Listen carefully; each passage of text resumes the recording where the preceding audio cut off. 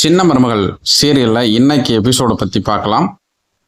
தமிழ்செல்வி பஞ்சாயத்தை கூட்டி பஞ்சாயத்துல தன்னோட புகார் என்னங்கிறத சொல்லியிருக்காங்க. அப்புறம் பஞ்சாயத்தார் எல்லாமே ராஜாங்க குடும்பத்தில் இருக்கிற வெளியெல்லாம் வர சொல்லி பஞ்சாயத்துக்கு பேசிட்டு இருக்கிறாங்க. பஞ்சாயத்துல தமிழ்செல்வியோட புகாரை பத்தி சொல்றாங்க. தமிழ்செல்வி எனக்கு 2 குழந்தைகளுமே எங்கிட்ட தான் இருக்கணும் அப்படின்னு சொல்லி சொல்றாங்க. தமிழ்செல்வி அதுக்கு சேது ஒத்துக்கவே முடியாது அப்படின்னு சொல்லி சத்தம் போடுறாரு. அதெல்லாம் முடியவே முடியாது, யார் சொன்னாலும் என்னோட குழந்தைய நான் கொடுக்க மாட்டேன் அப்படின்னு சேது சொல்றாரு. 2 பேருமே பிடிவாதமா இருக்கிறத பார்த்தோன்னே பஞ்சாயத்தாரும் எவ்வளவோ பேசுறாங்க. பெத்தவங்க பெண் குழந்தைனா பெத்த தாய் கிட்ட தான் இருக்கணும், ஆண் குழந்தை சேதுகிட்டு இருக்கட்டும் எல்லாம் சொல்றாங்க. ஆனாலும் தமிழ்செல்வி சுத்தமாக ஒத்துக்க மாட்டேங்கிறாங்க. இது எல்லாருமே ஒரு ஷாக்கிங்காக தான் பார்த்துட்டு இருக்கிறாங்க. அதுக்கப்புறமா பஞ்சாயத்தாரும் தமிழ்செல்வியோட கோரிக்கையை ஏற்றுக்கிட்டு என்ன பண்ணுறாங்கன்னா வேற மாதிரி பேசி பார்க்குறாங்க. சேது பெற்றவங்ககிட்ட இருக்கட்டும்பா 2 பேரும் சொல்லும்போது சேது முடியாதுன்னு சொல்கிறாரு. அப்புறம் ராஜாங்கத்துக்கிட்ட கேட்குறாங்க. ராஜாங்கம் என்னோட மகனை நான் புத்திர சோகத்தில் கவலைப்படுறத நான் பார்க்க முடியாதுங்க ஐயா. அதனால் என்னோட வாரிசு, எங்கள் குடும்பத்து வாரிசு எங்ககிட்ட தான் இருக்கணுங்கிறது தான் எங்களோட விருப்பம் அப்படின்னு சொல்லி ராஜாங்கம் சொல்கிறாரு. பஞ்சாயத்தாரும் மறுபடியும் தமிழ்செல்விகிட்ட பேசுகிறாங்க. செல்லப்பாண்டிகிட்ட பேசுகிறாங்க. எதுவுமே தமிழ்செல்வி முடியாதுங்கிறாங்க. எனக்கு நியாயம் கிடைக்கும்னு தான் நான் பஞ்சாயத்து கூட்டினது, இங்கே வந்தால் நியாயம் கிடைக்குன்னு தான் வந்தேன். நீங்கள் இப்படி 2 குழந்தையும் குழந்தை அவர்கிட்டே இருக்கட்டுன்னு சொல்கிறது எந்த விதத்தில் நியாயம் அப்படின்னு சொல்கிறாங்க. அதுக்கப்புறம் ரொம்ப நேரமாக பேசுகிறாங்க. பேசி எந்த தீர்ப்பும் சொல்ல முடியாத ஒரு நிலைமைக்கு பஞ்சாயத்தில் போயிடுறாங்க. அப்போ தான் ஒரு முடிவு எடுக்கிறாங்க. என்ன பண்ணுறாங்க அப்படின்னா ஒரு சீட் எழுதி போடலாம். அதாவது ஒரு குழந்தை தமிழ்செல்விகிட்டையும் ஒரு குழந்தை சேதுகிட்டையும் இருக்கிற மாதிரி, இன்னொரு சீட்டில் 2 குழந்தைகளுமே தமிழ்செல்வி கிட்ட இருக்கிற மாதிரி சீட் எழுதுறாங்க. சீட் எழுதி அந்த குழந்தைகளுக்கு கிட்ட போடும்போது அந்த குழந்தைங்க எந்த சீட் எடுக்குதோ அதுக்கு தகுந்த மாதிரி நம்ம தீர்ப்பு சொல்லிடலாம் அப்படின்னு சொல்றாங்க. சொல்லிட்டு அந்த மாதிரி சொல்லும்போது அதுக்கு தமிழ்செல்விக்கு இந்த மாதிரி அதை ஒத்துக்க முடியாதுன்னு சொல்லும்போது, என்னம்மா நீ இப்படி பேசிட்டு இருக்கிற செல்லப்பாண்டி, நீ சொல்ல மாட்டியாப்பா அப்படின்னு சொல்லி கேட்கும். தமிழுக்கு கம்முன்னு அப்படின்னு சொல்லி செல்லப்பாண்டி சொல்றாரு. இதுக்கடையில் ஐஸ்வர்யா ஒரு கதை சொல்கிறாங்க. ஐயா என்னை மன்னிச்சுங்க, மாமா என்னை மன்னிச்சுங்க அப்படின்னு சொல்லும்போது என்னன்னு கேட்கும்போது நீ யாருமான்னு பஞ்சாயத்தில் கேட்குறாங்க.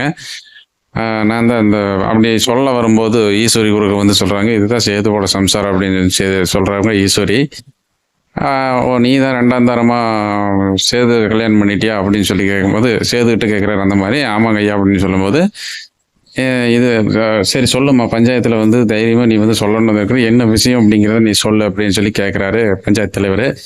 அப்போ ஐஸ்வர்யா சொல்கிறாங்க, ஐயா நான் புள்ள மேல் இருக்கிற கோபத்திலேயோ இல்லை புள்ளைய பார்த்துக்க முடியாதுங்கிற எண்ணத்துலேயே நான் சொல்லலை. ஏன்னா பிறந்த குழந்தை அது ரெட்டை குழந்தையுமே குழந்தைகளில் பெத்த தாய்கிட்ட கொஞ்ச நாள் இருந்தால் தான் நல்லது, கொஞ்சம் மாதமோ கொஞ்சம் வருஷமோ இருந்தால் தான் அவங்களோட ஆரோக்கியத்துக்கு நல்லது அப்படின்னு நான் நினைக்கிறேங்க ஐயா. அதனால் 2 குழந்தைகளுமே தமிழ்செல்வி கிட்ட தான் இருக்கணும்னு நான் நினைக்கிறேன் அப்படின்னு சொல்லி ஐஸ்வர்யா சொல்கிறாங்க. இதை ஈஸ்வரி சித்ராலாம் ஒரு சந்தோஷமாக பார்த்துட்டு இருக்கிறாங்க சொன்னதை கேட்டு. அப்புறம் இது ராஜாங்கத்துக்கு சங்கடத்தை ஏற்படுத்தினாலும் ஐஸ்வர்யா என்னை மன்னிச்சிருங்க மாமா அப்படின்னு சொல்லி எனக்கு மனசில் பட்டதை நான் சொன்னேன் அப்படின்னு சொல்லும்போது உடனே சாவித்திரி நீ என்ன இப்படி சொல்லிட்டு இருக்கிற, அப்படியெல்லாம் எங்கள் வீட்டு வாரிசு நாங்கள் கொடுக்க முடியாது, ஒத்துக்க முடியாது அப்படின்னு சொல்லி சாவித்திரி பேசுகிறாங்க. பஞ்சாயத்தில் ஒரே கசகசப்பாகுது. ஈஸ்வரி உடனே ஐஸ்வர்யாவுக்கு சப்போர்ட் பண்ணி இதுதான் படித்த பொண்ணுன்னு சொல்கிறது, டக்குன்னு இத்தனை கூட்டம் இருந்தாலும் பஞ்சாயத்தில் நம்ம பேசுகிறதுக்கு ஏதாவது சங்கடம் இல்லாமல் தைரியமாக பேசினா பார்த்தீங்களா அப்படிங்கிற மாதிரி ஈஸ்வரி ஐஸ்வர்யாவுக்கு சப்போர்ட் பண்ணி பேசுகிறாங்க.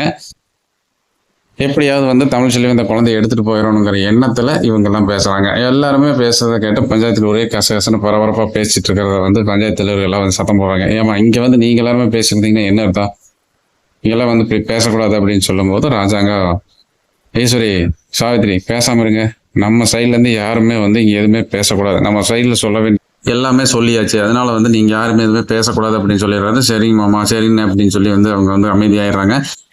ராஜாங்க வீட்டு சைட்லேருந்து யாருமே எதுவுமே பேசலை. இப்போ பஞ்சாயத்தில் தான் பேசுகிறாங்க. பஞ்சாயத்தார் சொல்லிட்டு இருக்கிறாங்க, எங்களால் எத்தனையோ பஞ்சாயத்துக்களை நாங்கள் முடிச்சு வச்சிருக்கிறோம், எத்தனையோ புகார்கள் வந்திருக்குது, ஆனாலும் எத்தனையோ நல்ல தீர்ப்புகளை தான் நாங்கள் சொல்லியிருக்கிறோம். ஆனால் இந்த விஷயத்தில் எங்களால் தெளிவான ஒரு முடிவு எடுக்க முடியல. பெத்த தாய்கிட்ட இருந்து அந்த குழந்தை பிரிக்கிற விஷயத்துலையோ ரெட்டை குழந்தைகளை பிரிக்கிற விஷயத்தையோ எங்களுக்கும் உடன்பாடு இல்லை. இருந்தாலும் அந்த பொண்ணோட தமிழ்ச்செல்வியோட புகாரை ஏத்துக்கிட்டு நாங்க எப்படி ஒரு சரியான தீர்ப்பு சொல்ல முடியும்னு யோசிச்சு நாங்க எங்களுக்குள்ள கலந்து பார்த்தோம். ஆனாலும் எங்களால் எந்த முடிவுக்கும் வர முடியல. அதனால அந்த முடிவை வேற வழியே இல்லாம தெய்வத்து கையிலேயே கொடுத்து ஒப்படைச்சிட்டோம். அதனால இந்த குழந்தையும் தெய்வமும் ஒண்ணுன்னு சொல்லுவாங்க. அதனால அந்த மாதிரி ஒரு முடிவு எடுத்து தான் சீட் எழுதி அந்த குழந்தை கையில கொடுக்கலாம். எந்த சீட்டை குழந்தை எடுக்குதோ அது தெய்வத்தோட தீர்ப்பா நினைச்சு நம்ம முடிவு பண்ணிக்கலாம் அப்படின்னு சொல்லி இருக்கிறோம் அப்படின்னு சொல்லி பஞ்சாயத்தார் வேற வழி இல்லாம அந்த மாதிரி ஒரு விஷயத்துக்காக முடிவு பண்றாங்க. அது தமிழ்ச்செல்விக்கு முழுசா உடன்பாடே இல்லை. என்னங்க ஐயா இப்படி சொல்றீங்க அப்படின்னு சொல்லி கேட்குறாங்க. என்னம்மா நீ இப்படி பேசிட்டு இருக்கிற அப்படின்னு கேட்கும்போது, கோர்ட்டுக்கே போனாலும் பெண் குழந்தை பெத்த தாய்கிட்ட இருந்து பிரிக்க கூடாதுன்னு தான் சொல்லுவாங்க. ரெட்டை குழந்தைகளை பிரிக்கிறது தப்புன்னு தானே சொல்லுவாங்க. நீங்க இப்படி சொல்றீங்க, உங்களை நம்பி நான் பஞ்சாயத்துல நல்ல தீர்ப்பு சொல்லுவீங்க, நீங்க இப்படி சொன்னா எப்படி அப்படின்னு கேட்கறாங்க. அதுக்கும் பஞ்சாயத்தார் வெகு நேரம் விளக்கம் சொல்றாங்க. மாத்தி மாத்தி மாத்தி மாத்தி ஆர்கியூமெண்ட் பண்றாங்க. இறுதியா குழந்தைகிட்ட சீட் எழுதி போடுற முடிவு தான் செயல்பாட்டுக்கு வருது. அப்போ சீட் எழுதி கொடுக்குறாங்க. ஒரு குழந்தை தமிழ்கிட்டையும் ஒரு குழந்தை சேதுகிட்டையும் இருக்கிற மாதிரியும் 2 குழந்தைகளுமே தமிழ் சீட்டு இருக்கிற மாதிரியும் சீட் எழுதி போடுறாங்க. சீட் எழுதி போட்டதுக்கு அப்புறம் முடிவு பார்த்தீங்கன்னா ஒரு குழந்தை இப்போ இருக்கிற மாதிரியே தமிழ் செல்விகிட்ட பெண் குழந்தையும் சேதுகிட்ட ஆண் குழந்தை இருக்கிற மாதிரி சீட்டு வருது. இதை பார்த்தோன்னே எல்லாமே சேது சந்தோஷப்படுறாரு. ஆனால் தமிழ் செல்விக்கு ஒரே ஷாக்கிங்கா இருக்குது. இந்த தீர்ப்பை பஞ்சாயத்துல இதுதான் சீட்டு வந்திருக்குது அப்படின்னு சொல்லி சொல்றாங்க. அது தமிழ் செல்வி அதை என்னால் ஏத்துக்க முடியாதுங்க ஐயா. இது நீங்க என்ன இப்படி தப்பான ஒரு தீர்ப்பு சொல்றீங்க? நான் குழந்தை வாங்கி கொடுங்கன்னு சொல்லி வந்தா நீங்க இப்படி தீர்ப்பு சொல்லிட்டு இருக்கிறீங்க அப்படின்னு சொல்லி கேட்கறாங்க தமிழ் செல்வி. ஏதோ பஞ்சாயத்தில் இருக்கிறவங்க எல்லாருமே என்னமா நீ இப்படி பேசிட்டு இருக்கிற, இப்ப செல்லப்பாண்டி சொல்ல மாட்டியா அப்படின்னு சொல்லி கேட்கறாங்க. செல்லப்பாண்டி சொல்லிடுறாரு, ஏமா கம்முனர் அப்படின்றாரு.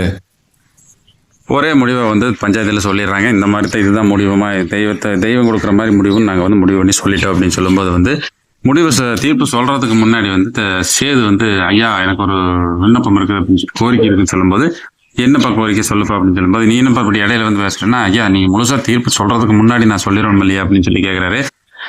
என்னப்பா சொல்லுன்னு கேட்கும்போது, ஐயா எனக்கு அவங்க தமிழ் செல்வி வயிற்றுல குழந்தை இருக்கும்போதே எங்க அம்மா எனக்கு அடிக்கடி கனவுல சொன்னாங்க, நான் தாப்பா உனக்கு மகளா பிறக்க போறேன் அப்படின்னு சொல்லியிருக்காங்க. அது அவங்களுக்கு தெரியும், எங்க குடும்பத்தில் இருக்கிற எல்லாத்துக்குமே தெரியும். அதனால ஒரு குழந்தை எங்கிட்ட இருக்குதுன்னு சொல்லிக்கிறீங்க, அது மாதிரி பெண் குழந்தைய நான் வளர்த்துக்கிறேன்னு சொல்லி கேட்கும்போது தமிழுக்கு ஒரே ஷாக்கிங் ஆயிருது. ஆனா அதை யாருமே ஒத்துக்க மாட்டேங்கிறாங்க. வேண்டாப்பா அப்படி எல்லாம் பண்ண முடியாது அப்படின்னு சொல்லி சொல்லிடுறாங்க. ஆண் குழந்தை பெண் குழந்தையுமே அப்படி மாற்ற முடியாது அப்படின்ட்டு.